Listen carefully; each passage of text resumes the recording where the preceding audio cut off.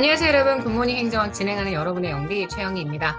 자, 우리 오늘은 2장 1번부터 12번까지 10강의 내용들을 진행을 하는데 제가 10강 할 때 정말 잔소리가 많았죠. 1시간 20분 동안 문제를 풀었는데 총 12개의 문제를 한 문제를 거의 10분씩 해서 풀었던 것 같습니다. 복습할 분량이 좀 작아서 여러분들은 좋아하실런지요? 어쨌든 자, 1번부터 한번 들어가 보도록 하겠습니다.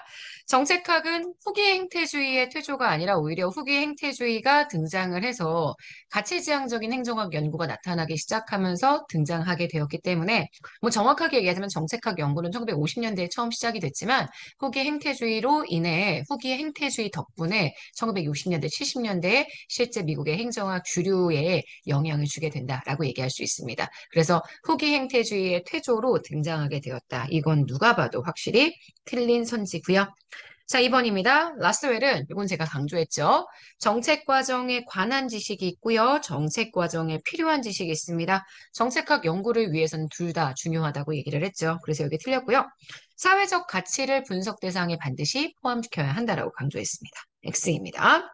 라스웰의 정책 지향에서 정책 과정에 관한 지식, 요게 정책 과정에 관한 온이라고 얘기를 했었죠. 그래서 규범적, 처방적 지식은 오히려 정책 과정에 필요한 지식에 대한 내용이고요.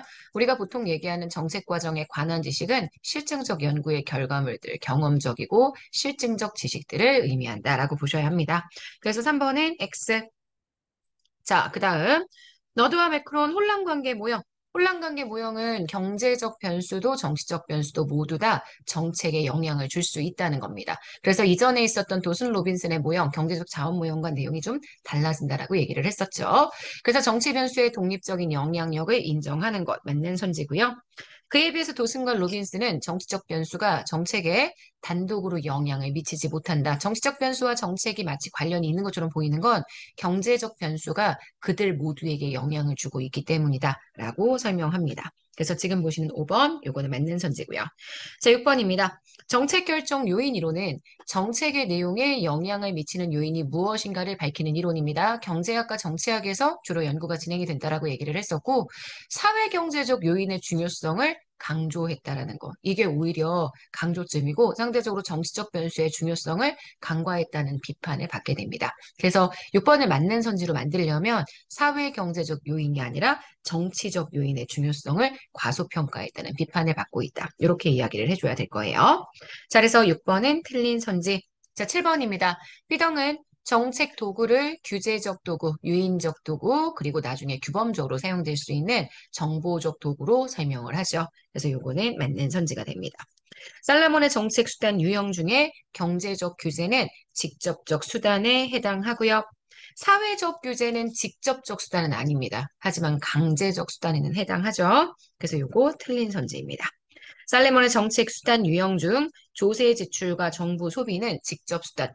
정부 소비는 직접적 수단이 맞습니다. 하지만 조세를 감면시켜주는 조세 지출은 직접적 수단이 아니기 때문에 10번은 틀린 선지고요. 11번 살라몬의 정책 수단 유형 중에 제가 강제성 따로 보셔야 한다고 얘기했습니다.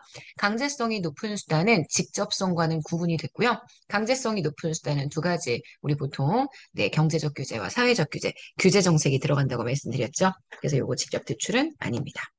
살라몬의 정책 수단 유형 중에 직접성이 높은 수단, 정부 출자 기업에 대해서 살라몬은 따로 분류한 게 없다라고 얘기했습니다. 정부가 민간 기업에게 출자를 해주는 거기 때문에 요거는 직접성이 높은 수단의 예시로도 볼 수가 없고요. 또 살라몬의 정책 수단 유형에도 분류가 되는 대상이 아니다. 이렇게 기억하시면 될 것 같아요.